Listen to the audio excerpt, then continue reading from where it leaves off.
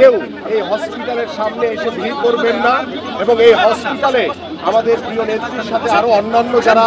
রোগী রয়েছেন তাদের স্বজনদের আসা যাওয়ায় কোনো প্রকার বিঘ্ন ঘটাবেন না এবং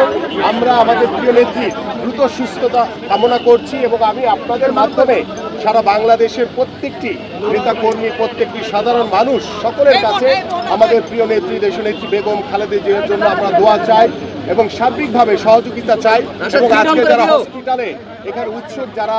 সাধারণ মানুষ রয়েছেন আমি তাদেরকে আহ্বান করব আপনারা নিজ নিজ ঘরে গিয়ে আমাদের প্রিয় নেত্রীর জন্য দোয়া করবেন আল্লাহ পাক যাতে তাকে দ্রুত সুস্থতা দান করেন এবং আমি আপনাদেরকে আল্লাহর রহমতে তিনি আগের চিকিৎসা ভালো আছেন আপনারা সকলে দোয়া করেন এবং আমি সকলের কাছে আবারও বিনীতভাবে অনুরোধ করছি যে আপনারা এখানে ভিড় না করে প্রত্যেকটি ঘরে ঘরে গিয়ে আপনারা নিজ নিজ ঘরে গিয়ে আমাদের প্রিয় নেত্রী দেশনেত্রী বেগম খালেদা জিয়ার জন্য দোয়া করেন তিনি যাতে সুস্থ হয়ে দ্রুত আমাদের মাঝে আবার ফিরে আসেন। আমাদের এই প্রিয় নেত্রীর প্রতি যাদের ভালোবাসা রয়েছে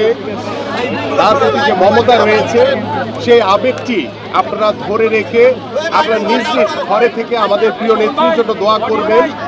এবং আমাদের প্রত্যেকটি মসজিদ মাদ্রাসায় ইতিমধ্যে আমাদের প্রিয় নেত্রীর জন্য দোয়া করানো হয়েছে আল্লাহ পাক যাতে তাকে দ্রুত সুস্থতা দান করেন এবং দ্রুত সময়ের ভিতরে আমাদের বাড়ি ফিরে আসেন।